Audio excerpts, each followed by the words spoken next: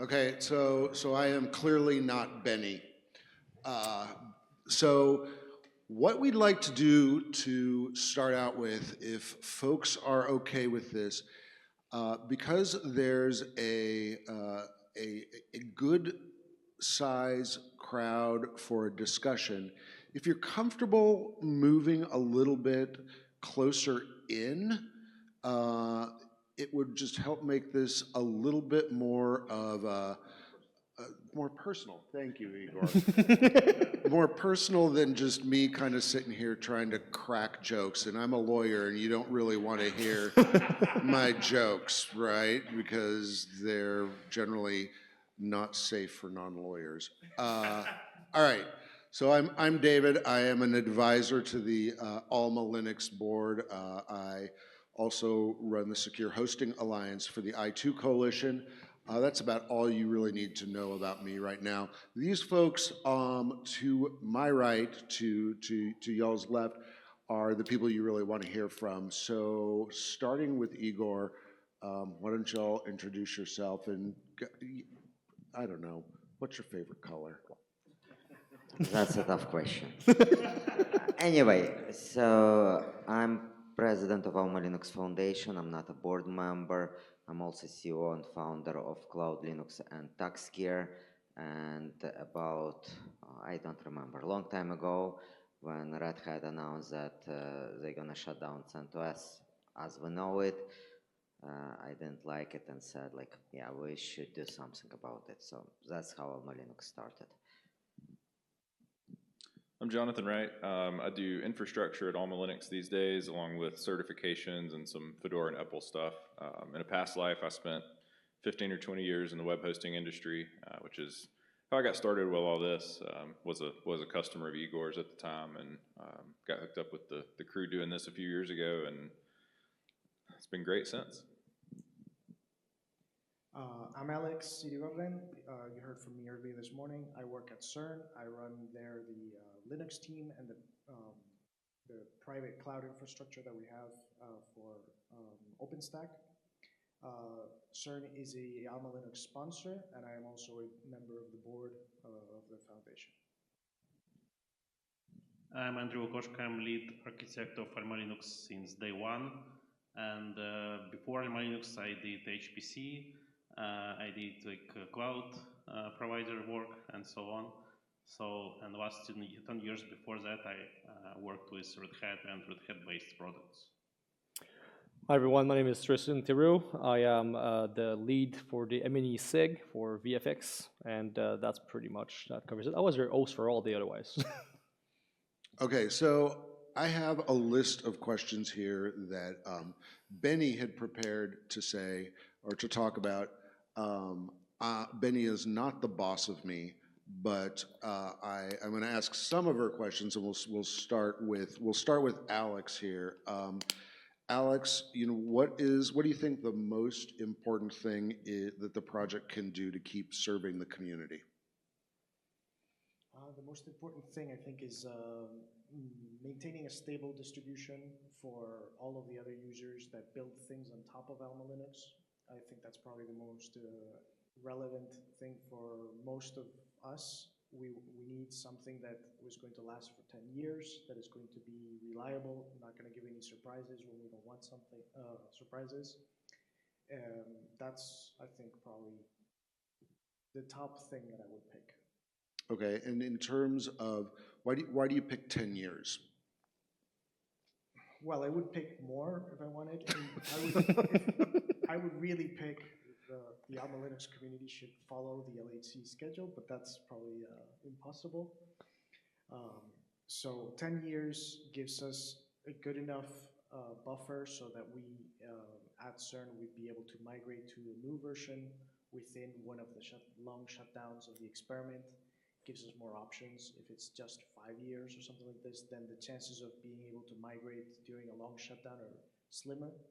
So 10 years seems to be a pretty good sweet spot for us. Okay, all right. Does anybody else have any insight into what would be good for the community? I can start calling on people. So don't turn me into your kindergarten teacher, man. I would say that 10 years is generally enough.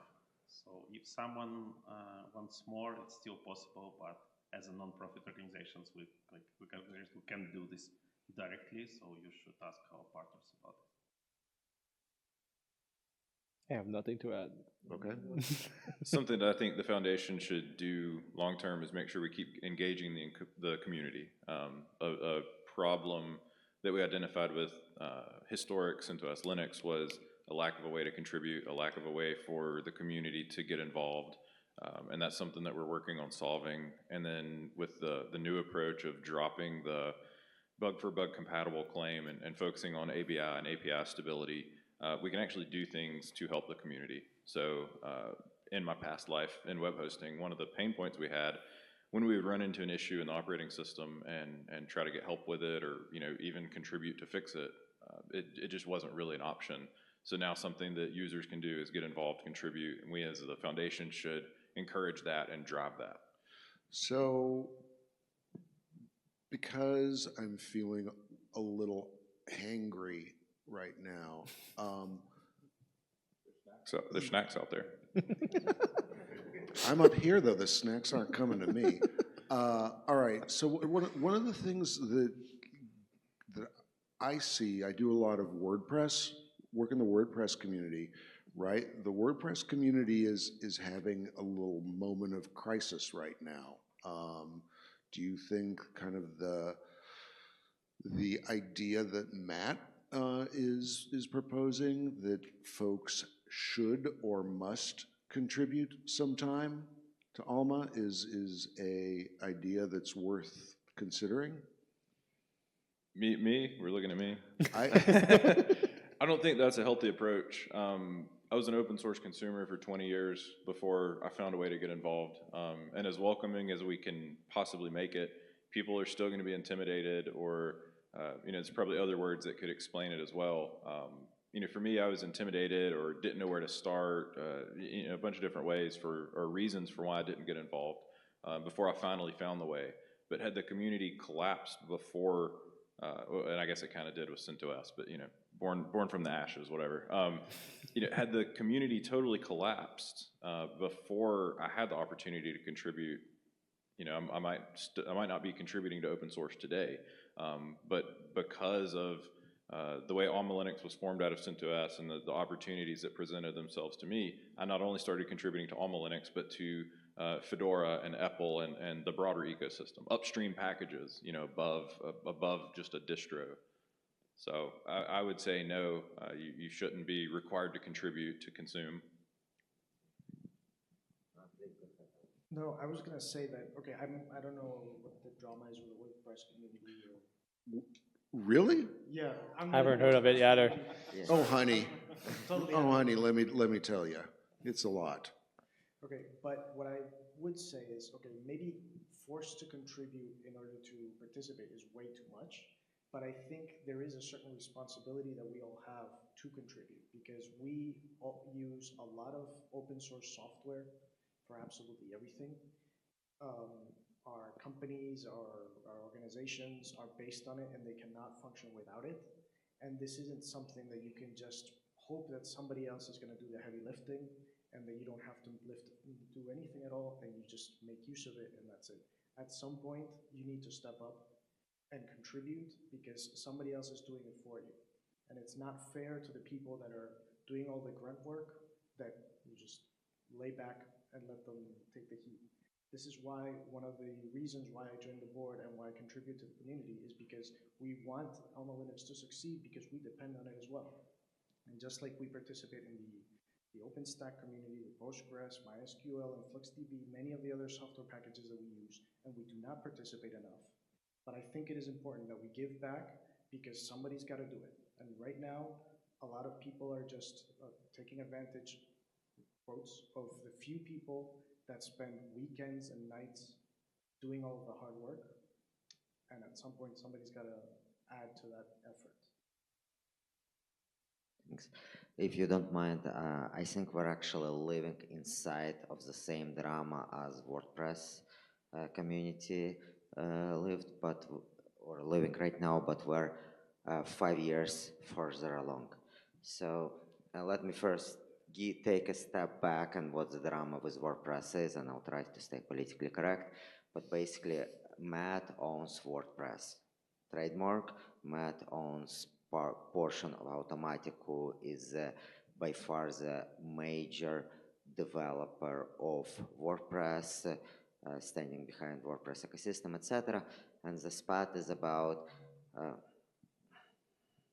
trying to be politically correct, not succeeding.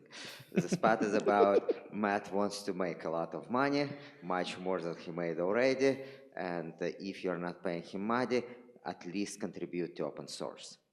So that's the situation with WordPress. Valid or not, it's up to you to decide. We live within the same drama. Red Hat, who is by far the biggest player in the open source ecosystem, who makes a lot of money from that ecosystem, 5 years ago decided they want to make even more money or contribute. And that's where we are. AlmaLinux is that contribution from community to enterprise ecosystem. Are we contributing enough? Are we not contributing enough? Should there be more people contributing? It's all debatable, but we are within the same drama. I hope at least partially Red Hat respects what we're doing from the standpoint of enterprise Linux overall open source community. I know that they're not happy that there is alternatives to them, but that's besides that. On the other hand, contributions are always welcome. We do need more contributors. We do need more people who are willing to contribute their time. We need more companies who are willing to contribute their resources, and we will be very thankful to that. So I've never known you to have an opinion, Igor. You are always such a blushing flower. Okay, so one of the things, though, I mean, just to kind of continue on with this contributor line, one of the things that's been suggested with WordPress and that actually occurs is that companies sponsor developers. And there are companies who hire folks simply to contribute to the WordPress program. Is that something that would be welcomed? I mean, I will speak on this, but if your company uses AlmaLinux and makes millions out of it, why not give back a little bit of it? That's the point of it. Either it's money direct or the engineers, developers, whatever. Like this, if you have the money for it, sure. Otherwise, try to contribute a little bit. So how much? I can't give a number, but like if you can do it, sponsor us. Like, I mean, if you make millions of it, why not 100,000? It seems a lot, but it's not that lot when you look at it. If you make millions out of it, that's my point of view on it. Don't. No. We're all giving our point of views up here, right? Yeah. None of this is the gospel. Another way that I think companies could look at it, if they do have somebody contributing to AlmaLinux or whatever open source project they're benefiting greatly from, they can they get the direct rewards of what that person does as well. They can help steer what that person does within the project. If there's certain areas that they want as a company to see focused on, say it's a studio in the M&E SIG, for example. Putting somebody in that special interest group is directly going to help that company. And it is happening today. We have a lot of companies who do sponsor people to work on it, full-time, part-time. Some of the people here are sponsored, maybe all of the people here sponsored by different organizations. I mean, they're here during workday. I don't know, guys, if you're paid or on vacation. Like, I really don't. But like, you can look at the sponsor right there. Like, I know a lot of them do have people who work and help. We also have mirror sponsors. They mirror our stuff. They help with resources. We have service providers who provide hardware, data center space, network connectivity. So We already getting a lot of it. We can use more. Okay, so I will try to move away from politically charged topics for at least one question. At least one question. Okay, so, pardon me? War in Iran? Not politically charged war in Iran. What can be like? Well, you know, I can talk about politics all day long, you know, because that's my main interest in life. But let's not do that because a lot of us need to cross the border soon.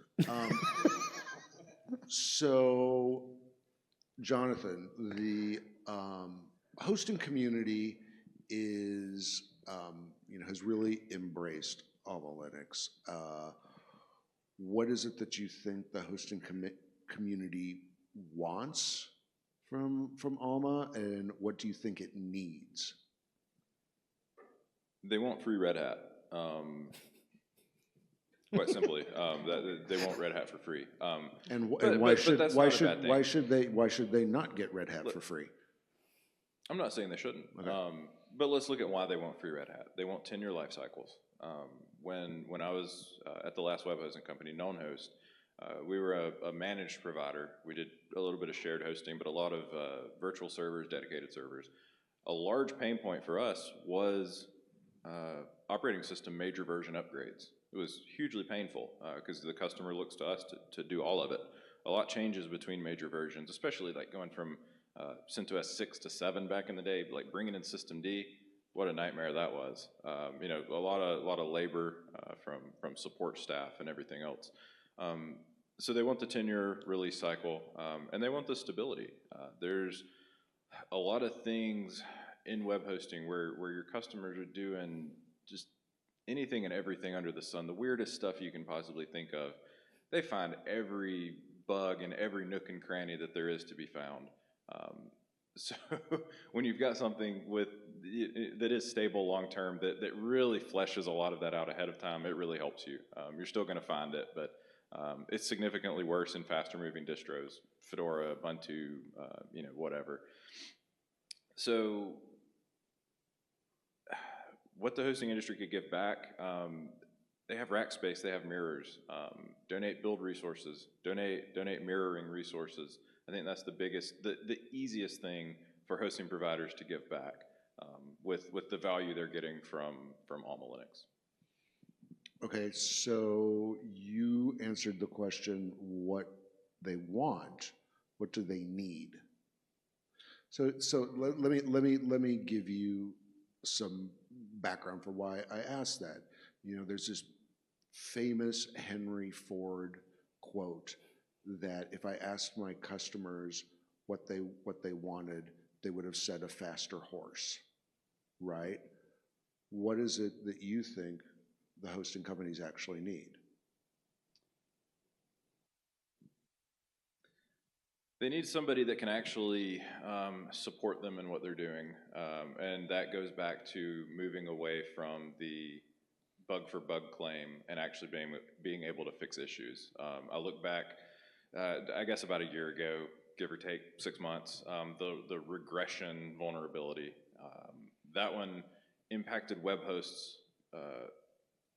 a lot more than it did anybody else. And I don't think that many web hosts are using Red Hat proper. And because of that, you know, Red Hat, they didn't have a huge customer base pushing for it, or at least that's what it looked like from the outside, because they kind of took their time on patching this vulnerability. It was incredibly easy to exploit, and it basically allowed a non-privileged user to, you know, escalate to root very, very trivially. We had the reproducers for it, and it was nasty. So we moved to get that patched because that's something that they needed, and that's something that we were able to do within that couple of days. Because you take, you know, these hosting providers that are putting thousands of users on a server and unleash this super easy to exploit privilege escalation, you got people in a world of hurt. Mm-hmm. You know, they're looking for somebody to help them. We were able to step up and help them. That's the kind of thing they need from us. So Alex, what does CERN want and need? Can answer stability again, can I?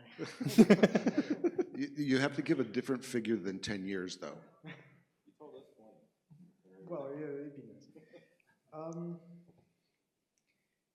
So one thing that is something that even CERN usually disregards is reproducibility, especially of like very old architectures or operating systems. The ability to be able to rerun an analysis 20 years later is something that CERN needs to do more of, and something that we usually can't. I'm not sure how AlmaLinux only could help with this, because it's something where you need to have proper documentation for everything. You need to be able to run a version of the operating system on newer hardware, even though it was built for something older. Part of the x86 v2 stuff goes in that direction. It helps greatly because that means that, okay, we have a lease on life for older hardware. We'd be able to run analysis that we are working on now or even worked on some years ago. We'd be able to run it in the future. That really helps a lot. So I think that's something that CERN doesn't know it needs as much as it really does. Okay. Does anybody else have an answer that they want to provide for that? So I believe also hosting industry, like they have a lot of old hardware and they still want to run like modern software on it. So that's why we support more hardware than Red Hat, for example. Okay, so since I have you all closer, does anyone have a want or need in the audience that they want to address to the panelists? Your want or need has to be related to AlmaLinux. It can't be food related. No? No? All right, I will move on. Okay, so Tristan, you moved away from VFX. Yeah. But you're still the ambassador there. Yep. Kind of, what is special about that industry's needs? That industry is fast-paced, fast-growing, 100 miles an hour always, foot to the floor. They generate petabytes per hour. I just heard from Seletskiy, one of the huge studios in Canada and the US, that they have a new show, which I can't disclose, but their new show generates about 800 petabytes per day. This is the amount of data generated in the VFX industry per day, per show, depending on the size of the show. So they need storage to back it up, they need an OS to back it up, they need that OS to also be performant. We have machines that are worth $50,000, $60,000 for every artist, plus the rating servers. So that industry is growing and they need something stable. So that's what AlmaLinux has been offering since we moved from CentOS to them in general, yeah. Okay. So looking ahead, let's start with Igor. Looking ahead for the next 5 years, kind of, what do you think the challenges are going to be?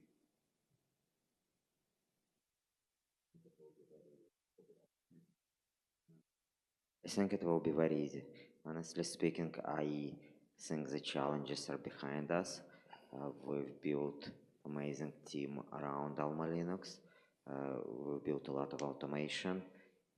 The organization is well funded by sponsors. Once again, don't get me wrong, we're still looking for people to chip in, but we're doing well from all the sides.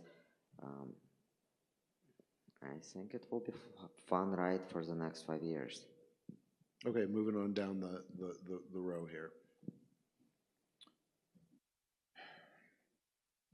think everything Igor said is true. Also think an area where we're going to have some pain is keeping people engaged and keeping people caring when there's not drama, when being part of an open source project is not cool. Taking WordPress, for example, a lot of people use it, a lot of people build plugins for it, sell plugins, make a living around it. But getting down to the nitty gritty and contributing, which is kind of what started the whole drama, You know, maybe not enough people were doing that until there was drama surrounding it, and then all of a sudden everybody cares. And it was kind of the same thing with CentOS and AlmaLinux. You know, when the CentOS announcement first went out back in 2020, you know, there's a bunch of fanfare getting AlmaLinux off the ground, and, you know, everybody wanted to contribute, and it started kind of fizzling out, you know, the number of people wanting to get involved. Well, then in 2023, when Red Hat made another announcement and kind of created some more drama, if you will, we kind of saw a big uptick, people wanting to get involved again. Everybody's concerned all of a sudden. And I would say we're kind of in a phase right now where things are fizzling out. And that's a struggle that we're always going to face. We need to keep people engaged, keep people involved, and we've got to keep doing the important work even when the community is not being necessarily as loud as they have been in the past. So you're suggesting that somebody should create drama. Maybe we don't have to be involved in it this time, but Okay, I'm down with creating drama. We can. I'm saying we need to keep on keeping on and doing the good work. Oh man. Okay. All right. Alex. Yeah, I totally agree with that. I think it's important that we make sure that we can bring in new contributors to eventually replace all of us. Make sure that they're equally motivated and willing to carry the effort forward.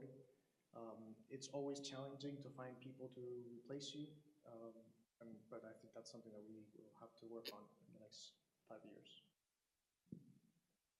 So I think my personal challenge would be like more versions to support and more architectures to support. Because like when we started, we had like one major version and one architecture. Now we have 6 architectures, 3 major versions right now, and soon we'll have AlmaLinux 11 as well. So we'll have to invest more into like automation right now to keep like quality level as high or even better. For the VFX industry, it's going to be the Wayland switch with Alma 10 going on forward. It's going to be a big issue, and VFX people will need to help a lot on that for sure. We've been reaching out to vendors, to studios, like, you know this is going to happen. You need to work on it and fast, because 5 years is coming fast, and you'll need to work on it. So again, it's the word is engage and help us out, do it, help us achieve it. So following up on that, you know, so you're onboarding new contributors, and you're trying to get folks interested and excited and contributing. How do you kind of onboard folks kind of just participating remotely, folks who have not been part of this group and coming to CloudFest and doing things like that? How do you get them involved and excited? We speak about it every event we can. We first tell them, join the chat, ask questions, start easy. If you don't know where to start, poke around. If it's only documentation, it's only documentation, but you can start somewhere. You can help out in any way. I'm giving back because I'm poor, so I'm giving back with my time, my energy, my voice. This is the way I give back. So there's always a way to give back and to engage in the community and help out, and that's what I tell them. Also, one of the ways people get involved is they have a specific itch that they want to scratch, and nobody else is doing it. And then if you give them like just enough that they see that it is possible for them to do it, then sometimes they will step in and just finish the work. So I'm also part of the Atomic SIG, and I've seen this already a couple of times. We had a contributor, actually they're both contributors from Asia, both from Japan, weirdly. But they both wanted to have like 2 different things. One person was interested in SBOMs for bootc stuff. The other person was interested in newer desktops for the bootc desktop image that we have. So they were able to contribute because we had just enough for them to get a foothold, and they really wanted that particular feature. And I think that's a very nice way to get started. You want your fancy desktop on this thing, you do it for yourself, suddenly you start maintaining it for other people, suddenly you start expanding on that, then you meet at a conference, and I think it snowballs from there, and I think that's very nice. So I really like that answer just for personal reasons. One of the things that that I try to evangelize when I'm talking to different groups kind of like this is the need to have opportunities for folks with different personality styles, right? Like you can't always have extroverts running the show, right? There has to be opportunities for introverts to participate, folks who don't want to come to conferences, folks who don't want to turn on their camera, things like that. So that's something that resonates with me a lot. So I appreciate you bringing that up. Okay, so my brain's feeling a little frazzled. I'm going to ask the lazy moderator question that everybody asks right now, just for making it a little bit more towards Alma. Coding, human versus AI, better or worse? Explain in a paragraph. Can I generate the paragraph real quick? You can use your AI engine of choice, and I get to judge whether or not it's right. I want to go first so nobody steals my answers. I'm finding AI to be a pretty good tool when you have a baseline knowledge in the language you have it doing work for you in. When you can actually read and review what it's spitting out, having an understanding of the language gives you the ability to troubleshoot it, make sure it's spitting out, sane results. And in that way, I find it very helpful. Recently, I've started playing with it in the context of doing more like full projects, but not necessarily production level stuff. I've used it to do some like log parsing recently and help us do some analytics on output from the mirror system, but it's nothing kind of in the data path that's gonna break a critical system. It's just kind of off to the side, read only, if you will, because I've got a healthy distrust for it, I would say.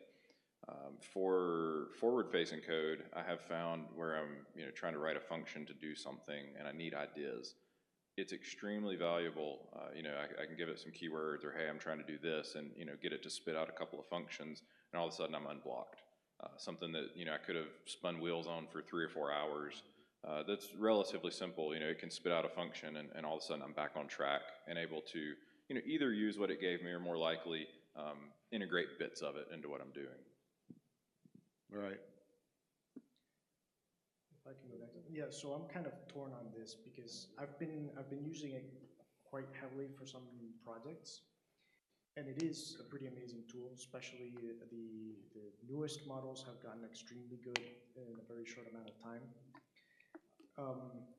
But it's one of those things where I liked programming before. Now I find myself getting extremely lazy and thinking, why am I going to write this function? I can just prompt the thing and it's going to give me a function that's going to be very nice. And I'm finding myself falling into the trap more and more.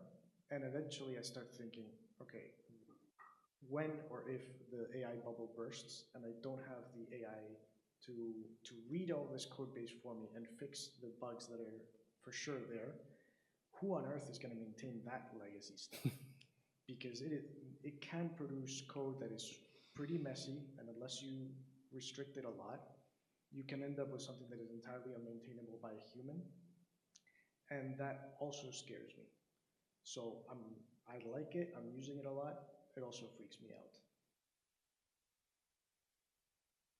So currently I can't say we use AI a lot inside AlmaLinux packages. I think Red Hat does, but I mean, we're Red Hat based, so we don't affect much these packages. But in terms of all around AlmaLinux, like infrastructure, like automation, release engineering, it can all be speed up, and actually what we did.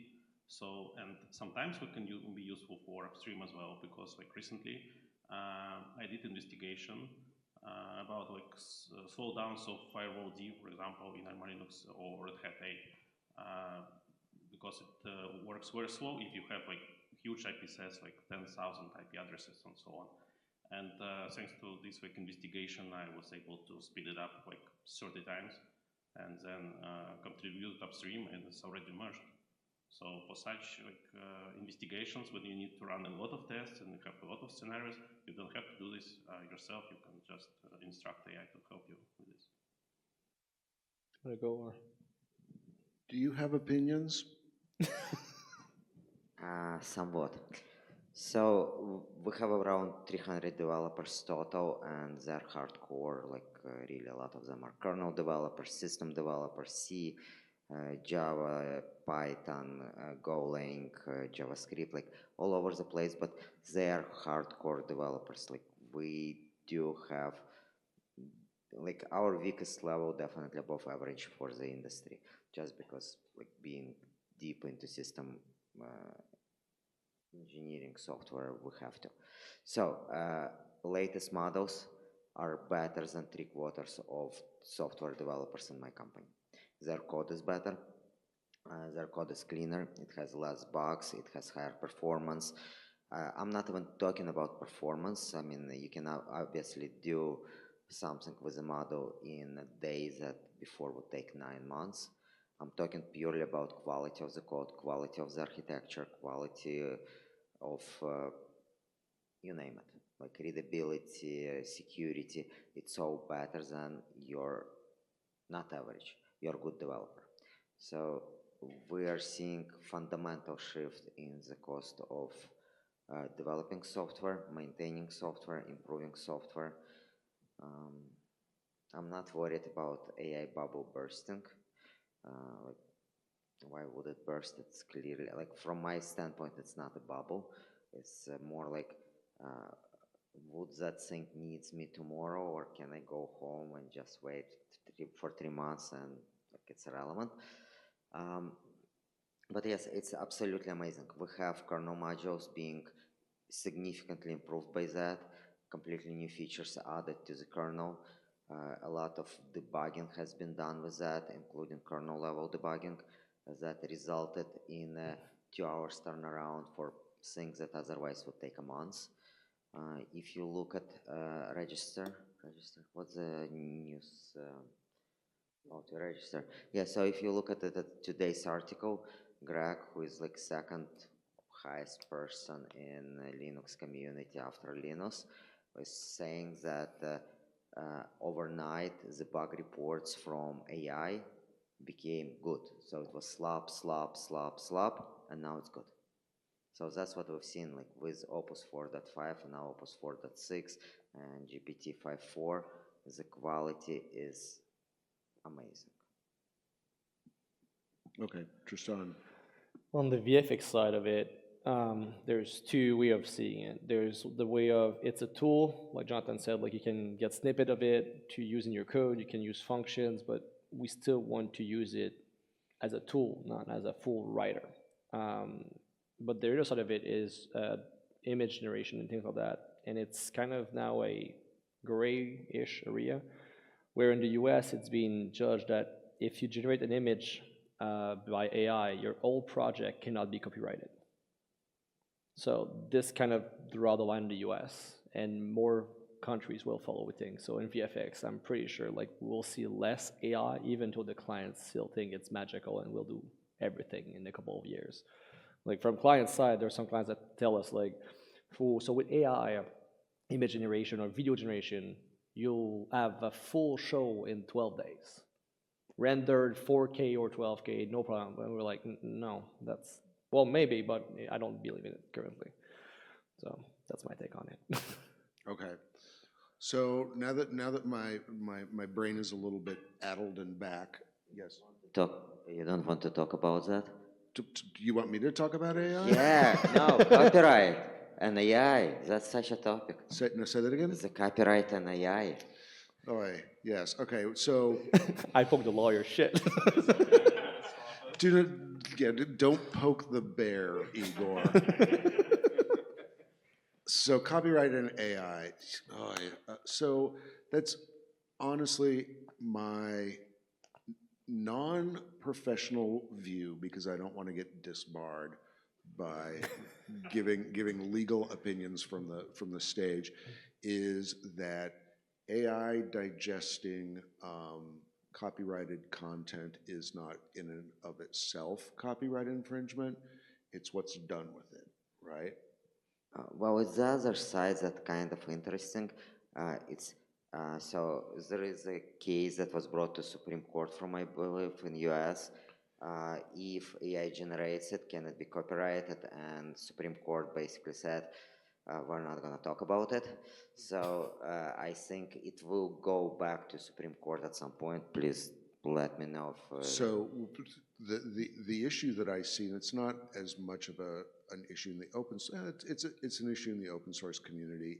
It's you're using AI to generate code, and whatever the engine spits out, you don't know what license governed the code that it spit out, and is it a copyleft license? Is it another type of license? Like a copyleft license is going to infect the entire code set.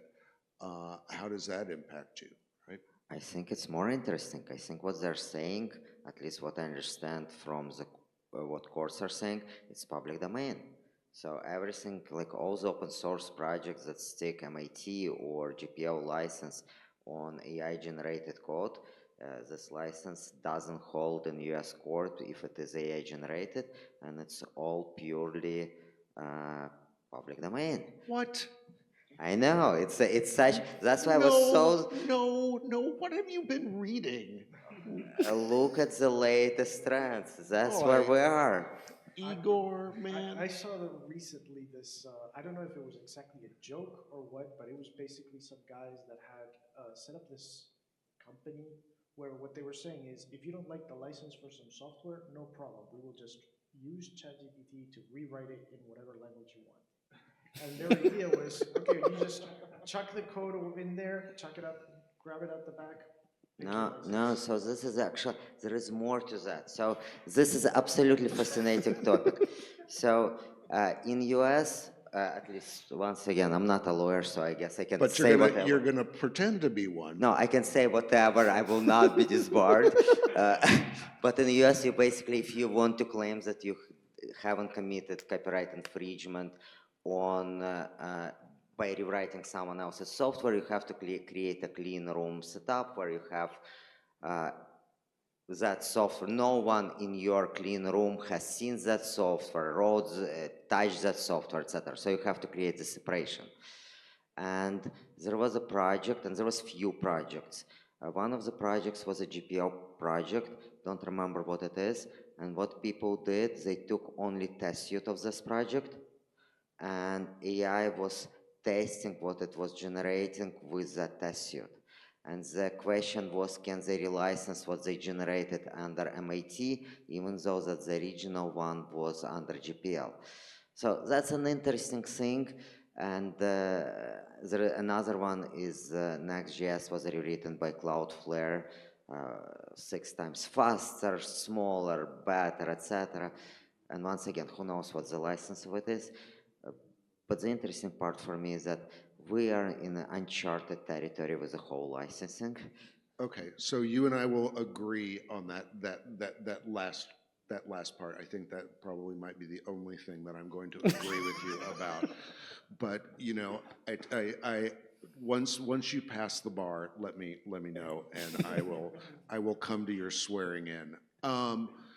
You know, so, but just kind of based on what you're saying, Igor, and this is one of those comments that I've started making more and more frequently. It makes me seem like, you know, I'm gonna have to put on my granny glasses and, you know, take out my Social Security check or something like that. This just reminds me of when we first started thinking about how putting stuff on the internet impacted everything, right? You know, in the late 90s, early 2000s, there were all these weird outlier cases that, you know, that said things like, because I'm a lawyer, email is not privileged, right? If you send an email, because it goes on the internet, it loses all confidentiality, right? What a load of shit was that? I mean, it doesn't, like, it didn't end up being true. And I think that that's where we are with AI and copyright and things like that, is that courts just don't quite know what to do with it because the fact patterns haven't evolved enough to make it clear. And I think that that's the case with copyright. Do I think that the points that you're making are correct, that the courts have made them? Sure, but are you gonna hang your hat on some like random court in whatever state making a pronouncement on AI? I don't think you are, right? You're gonna... No, and I don't think that's the case. So I think even the fact that the Supreme Court decided not to take it is exactly that. They think it's too early. Right. They want to see more precedent. And honestly speaking, I think we're all looking at Europe. Europe is so good at regulating, they'll tell us exactly how it has to be. So, thank you for moving things towards politics. which is exactly where I wanted to go, right? Like you can't put David on a stage and not expect him to talk about politics. Right, so Igor, I think that this is the first time in my life I've agreed with you twice.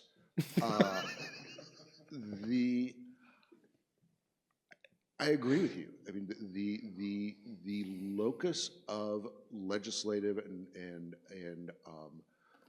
regulatory impact is squarely in Europe right now. That is where we all need to look for how, you know, our daily lives are going to be governed. Daily lives meaning those of us who work in the professions that we work in. Thinking about that, kind of just let's start with you, Tristan. I know. You know, where kind of what areas of regulation do you see coming?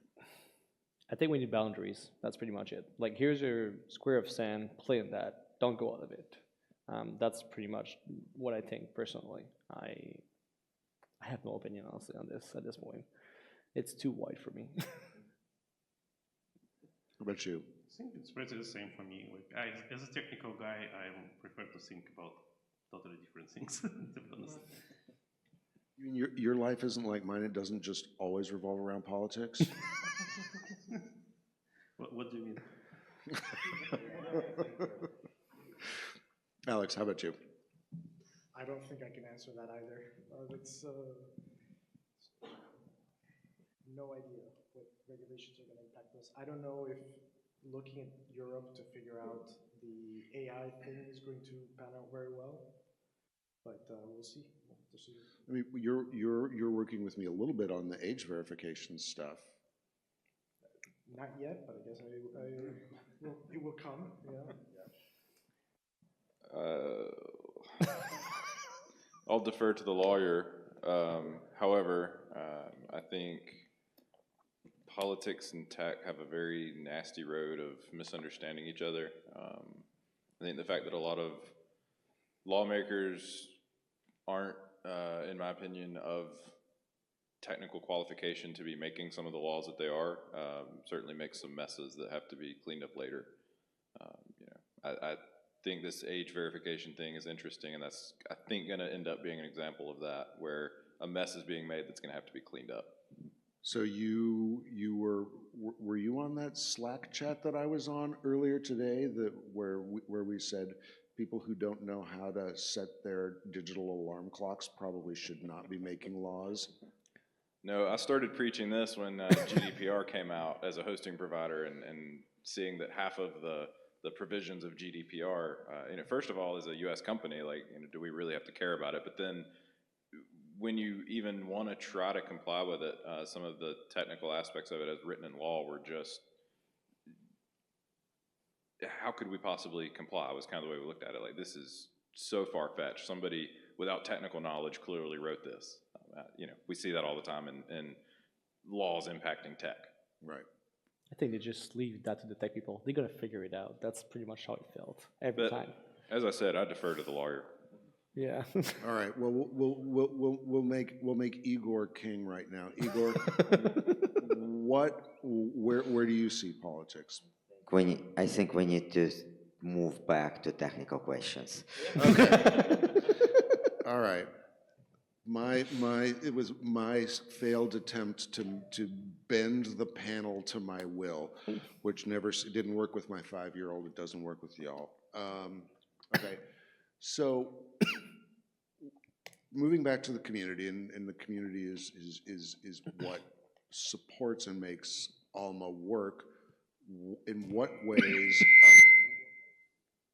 can the community help Alma other than simply contributing time? The number one thing I say to people, spread the word. Spread the word, talk about your use of AlmaLinux, and do it proudly, because even if you can't contribute, that attracts somebody else that might can, and it grows the whole ecosystem. The more users we have, the more contributors we have, the stronger everything is. Whether we have 1 million users or 10 million users, if the percentage of people that can contribute or find bugs or contribute fixes to bugs, if that grows with the number of users, everybody wins. Even that person that can't necessarily contribute. So talk about your usage of AlmaLinux. And to that I'd add, tell us what you need. If there's a reason why AlmaLinux does not fit your use case, something so instead of just saying, okay, this doesn't work for me, I ignore it and move on, tell us why it doesn't work for you. Maybe there's something we can work on there. Personally, I'm just waiting for feedback mostly. So I want both negative and positive feedback. I want to know if new release works, for example, for you, everything is fine for you.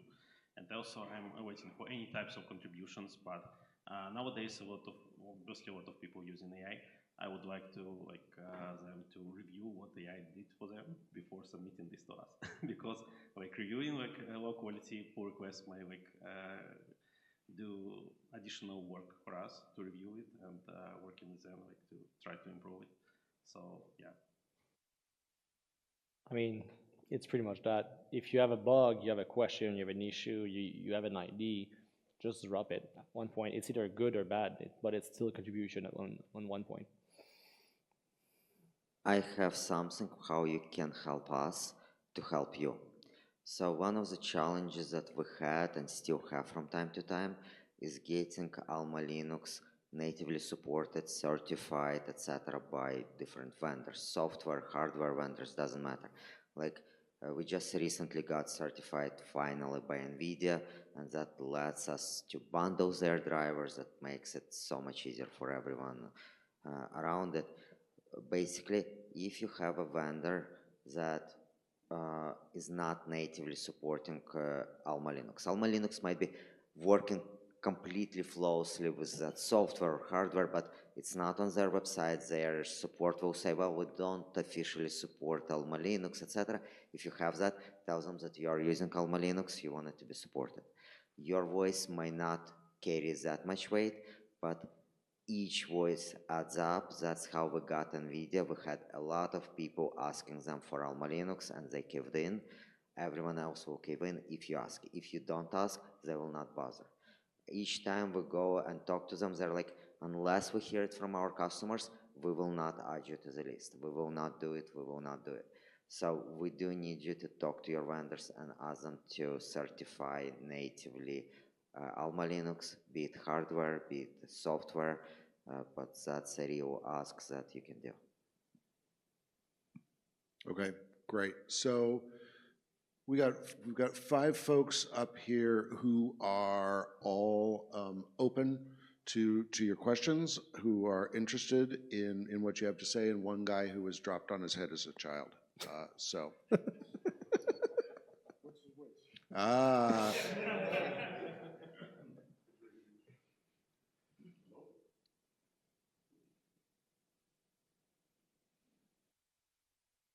Test 1, 2. Hey, I have a question. Have you explored going to academia to get more users? Myself, working on a fork, I see how challenging it is to get mindshare I'm dealing with 15 years of history of their predecessor, you are dealing with 30 years. What's your thought process on that? I feel that's targeted to me. Anyone? Yeah, I mean, obviously being part of academia, it helps a lot when we go to other universities or other institutes and we talk about what we do with AlmaLinux. I think we've seen many other people come forward and join the community as well, thanks to this. It's basically, going back to what Jonathan was saying, it's spreading the word, making people aware that it's an option. Yeah, I think it's very useful. Yeah, that's great, but I think maybe doing hackathons, things like that will definitely help, because if you think about the first time that a student uses Linux is gonna be on the cloud flavor of RPM that their university gives them, right? So they don't even have a choice. So how do we get there before? Maybe at college, maybe early university? I think that's a way to win mindshare. I think that's a really good idea and something that we've thought about but not totally mastered yet. Something, you know, we run across college professors or you know, people that work at schools and in education and academia at conferences, and we talk to them, and you know, we hear that, oh, you know, all my students are running AlmaLinux. We hear things like that, but you're right, it needs to spread more. That's a good starting point, and that's one of the reasons that a lot of people come up and, you know, they want to go use Ubuntu for everything. You know, and of course, you know, not to hate on Ubuntu, but something they've done really well at is that initial market penetration with academia and schools and getting people started. And if that's all they're exposed to, and it works great, you know, why are they going to look for anything else if that can solve their problems? And one of the things that we've, me personally, you know, when I meet people at, you know, running a booth at an event or something, if somebody's in science or education, I'm very clear to them that, you know, hey, we're happy to come talk to you, do a talk, you know, remote or in person, you know, talk to your students, talk to your staff about how AlmaLinux can help you, you know, why it's worth looking into. And it's kind of a step in that direction, but I certainly think we could do more. And I think that there is a lot of untapped potential there, even if the, you know, the kind of the results of that investment wouldn't pay off for several years until some of those people start getting in the working world. You know, it's still something worth doing. I can add on that, actually. We've been asked multiple times to speak for the VFX industry in schools, VFX schools, the TAFE, to bring students on board Linux already to join the market instead of learning Linux at day one in their job, instead of just, you know. So we've seen a bit of traction on that. We've seen schools also starting to use Linux mostly rather than Windows or Mac. So there's a bit of going that way in the VFX industry. I can't talk for the other industry, but we've seen it starting. Okay, I see one other person back there. Yep. Yeah. So first of all, thank you for the insight in your discussions. Really interesting and entertaining. After the first question regarding forcing people, so to say, to contribute, we have the like companies who use Alma and possibly profit from it. They could kind of contribute with employing people to work for the community. What about, do you have any thoughts about how you could incentivize like private contributors? Any thoughts on that? Like people who actually invest like their free time to actually, I don't know, fix bugs or whatever?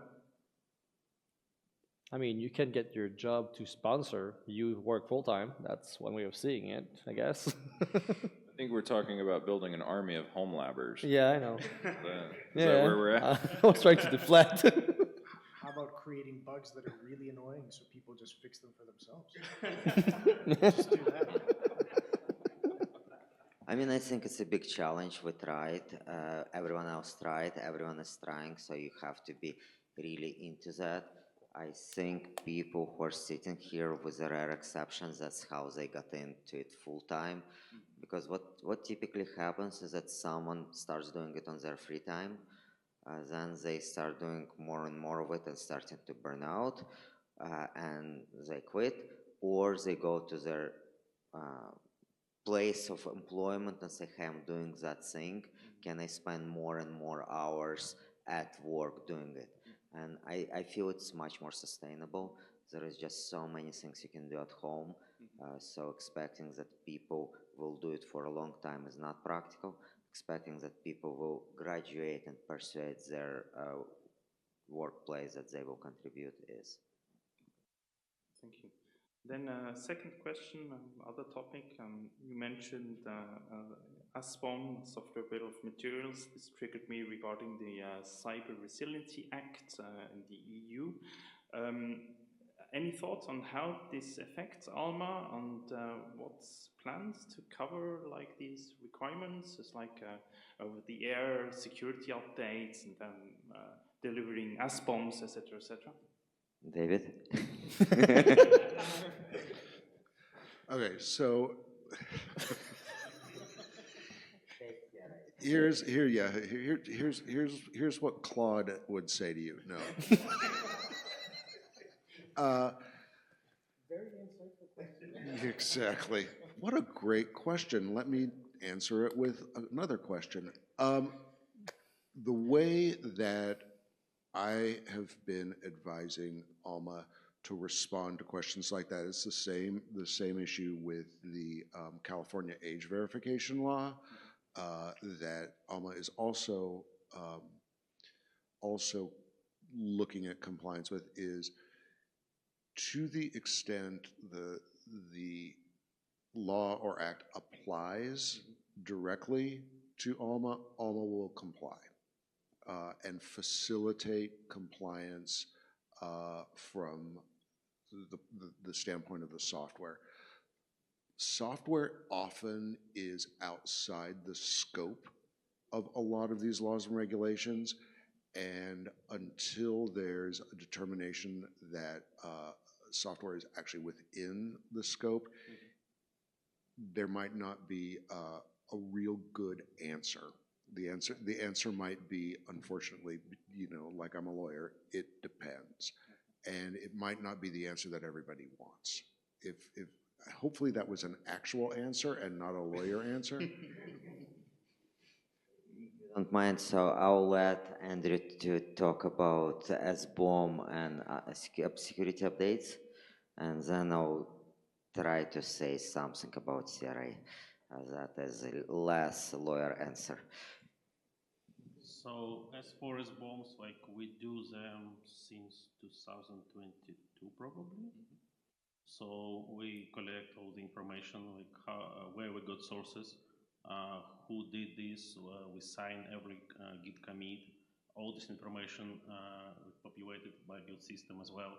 So basically you can see all the chain, starting like from imported Red Hat sources, all the way to like published packages to repos. And soon we'll add this information like to all the types of like artifacts, like container images, like ISO images, like everything like that. So from technical side, like we are pretty ready for that. I believe we were the first distribution like ever who started to do this, to collect this information. Okay, so on CRA, I'm not a lawyer. In theory, I can say a lot. I'm a president of a foundation, so ask your lawyer first. So CRA specifically talks about open source, and in theory, open source is excluded, but what's excluded is individual developers, not foundations, so we're kind of on the hook. So we are providing you with a layer of protection that there is an organization that has to follow CRA. The way I look at it as a president of foundations, that a lot of legwork to actually follow CRA is done by Red Hat. We repackage what they do. Our changes are so minor, they should not affect us. So that's where I stand as probably someone who is not a lawyer in the foundation presence looks at me very suspiciously, but yes, that's where we are. Okay. you're about halfway towards your legal degree with that with that non-lawyer answer there, Igor. Okay, so we're at the end of our time. Please join me in thanking these great panelists who gave up their afternoons to chat with you, and y'all for being here so late. And I know we're keeping you from beer, but I'm going to keep you for beer for just one round of applause.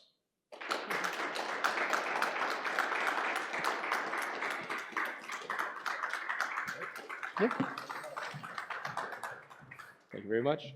All right, everyone, thank you very much for joining us for AlmaLinux Day Germany. Thank you for all the speakers, panelists for the day. Thank you for being here and staying this late and not drinking beer, exactly like David said.